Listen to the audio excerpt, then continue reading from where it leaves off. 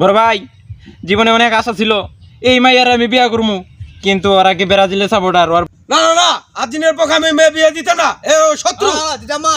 বড় ভাই এটা কয় কি? এই বিয়া যেহেতু এত গোলমাল আর এরা যেহেতু এত কাঁচাল ঝগড়া করে, এখন মেয়ের গার্জিয়ানরা জিগাই কি কয়, দিব না অন্য 80 বছরের বউ তোর বিয়া করাবো। এবার মাছ ছাড়া কোনো উপায় নাই। এ বড় ভাই নাটক। ওরে বাবা রে, মাইরা একদম মান্দা মান্দা বেহাই লাইছি রে। আর জীবনে আমি আর্জেন্টিনার ব্রাজিল দল করতাম না, নাহলে আমার আর জীবনে বিয়া হইতো না রে। বড় ভাই কথা কি আছিল, এবার যদি আর্জেন্টিনা কাপ নেয় তাহলে আমার বিয়া দেওয়ার কথা ছিল। যার লেগে আমি কালকা সন্ধ্যা থেকে এই পাঞ্জাবি আর টুপি পরে বয়ে আছি। কথা কিন্তু মনে আছে তো? তোরা তো আমি ওইটাই কইছি, যদি আর্জেন্টিনা জিতা থাকে তাহলে তোরে বিয়া করামু নাকি। তোরে যে বিয়া করামু তোর বয়সটার দিকে তো তুই দেখবি, তোর বয়সটার দিক তুই দেখ। এখন মানে তোরে যে বউ দিব এরকম কোনো খোঁজ খবর নিছস? বয়সটা তো আপনার লেগে হয়েছে, 45 বছর পার হয়ে যেতেছে, এখন পর্যন্ত আমার বিয়ার কোনো খবরই নিলেন না। যেখানে বউ দেখবার যায় ওখানে তো বুড়া মানুষ বউ দিব। আমার বয়স হয়েছে 45 বছর, সবকিছু আমি রেডি করে রাখছি আগে থেকেই, কারণ 3 দিন আগে থেকে আমি পাত্রী রেডি করে রাখছি। আর্জেন্টিনা যেই মাত্র জিতবো ওই মাত্রই আমি বিয়ে করে নিলাম। তা তুই যদি জোগাড় করে থাকছস আর তোর যদি ওরকম মানে মেয়ে পছন্দের আছে, কইতে হইব, কইলে না আমরা খোঁজ খবর নিমু। চল যাই দেখি। বড় ভাই সবকিছু রেডি আছে, চলেন। চল। ছোট ভাই তোরে আমি একটা জিনিস বুঝাই, হ্যাঁ। তুই যে বিয়া যাইবি, হ্যাঁ। আমার কাছে তো পয়সা করে কিছুই নাই। হ্যাঁ। এখন খরচপাতি আর জাহাজ যাবতীয় জিনিসপত্র লাগবে। তুই যে বিয়া করবি পাত্রী তুই দেখা রাখছস, হাতে তো পয়সা করে কিছুই নাই। তো বিয়ার যে খরচপাতি এগুলো কি করছস? খরচ পাতে আপনি কোনো টেনশনে নিয়েন না, আমার কাছে কিন্তু পয়সা করে নাই। যখন বিশ্বকাপ খেলা শুরু হয়েছে তখন থেকে আমি সবকিছু রেডি করে রাখছি। তাইলে চল।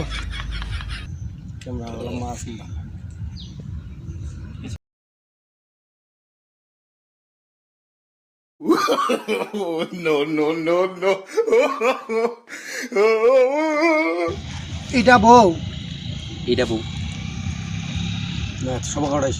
বউ তো পছন্দের রে। বয়স যদি আর একটু থাকতো তা আমি না হয় দেখতাম।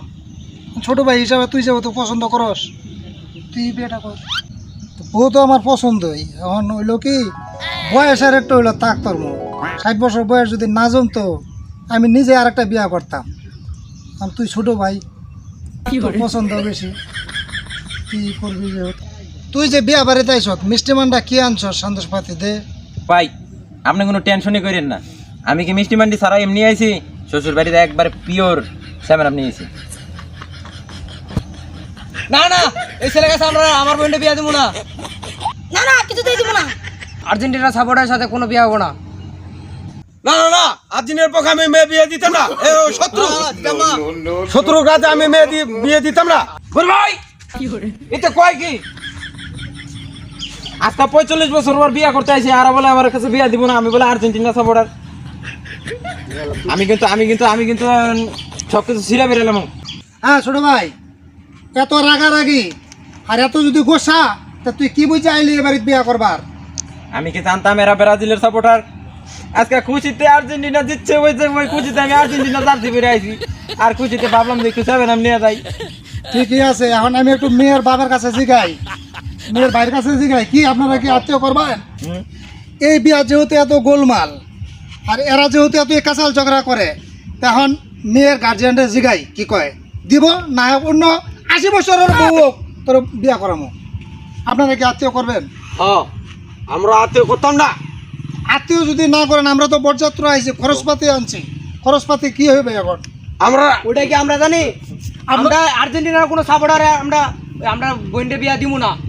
আপনারা যদি আর্জেন্টিনা না দেন আমরা ব্রাজিলে আমো আরেকবার। বড় ভাই জীবনে অনেক আশা ছিল এই মাইয়ার আমি বিয়া করবো, কিন্তু ওরা কি ব্রাজিলের সাপোর্টার। ওর ভাই আর ওর বাপ যে করে হোক আমি এই মাইয়ার বিয়া করে ছাড়মু। চলেন বাড়িতে যা ব্রাজিলের সাপোর্টার হয়ে আইতেছি।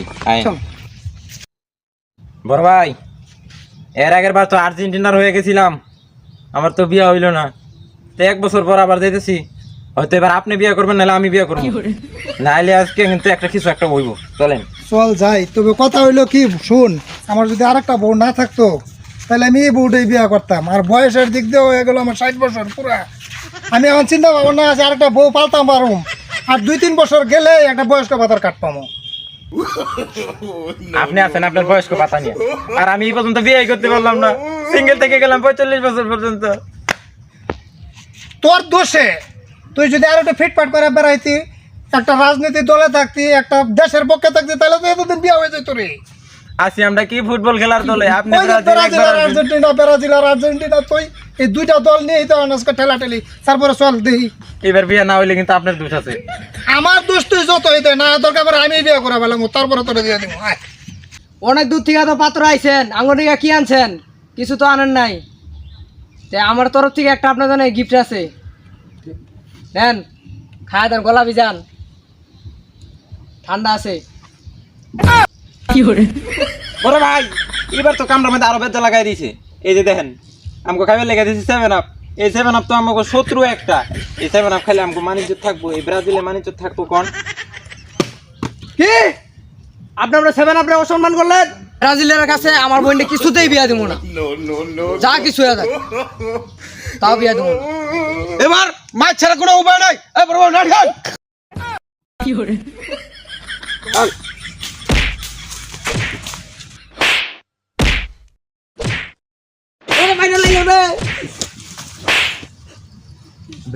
আল্লাহ, আমার ছোট ভাইরে যেমনে মারতাছে এই বউর লাগি, আমি এখন কি করি? হ্যাঁ, আমি তো এখন মানে এখানে থাকতাম পারতাম না, না আমি বউটা নিয়ে বিদায় হয়ে যাই। বিয়াকে করবো আগে বউ নিয়ে ভাবি ভাই, নাই তো মায়ের খাওয়ার উপায় নেই।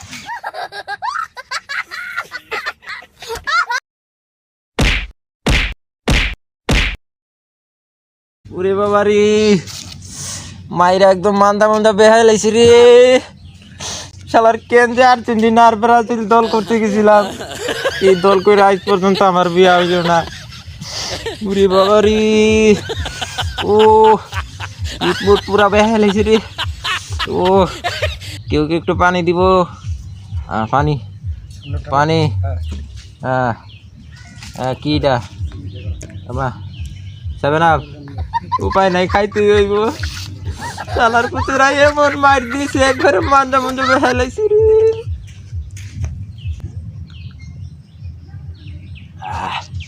ও 7 আপ খায় জানটা একটু বাঁচলো, তাহলে জন্মের মরা মেরে গেতাম রে।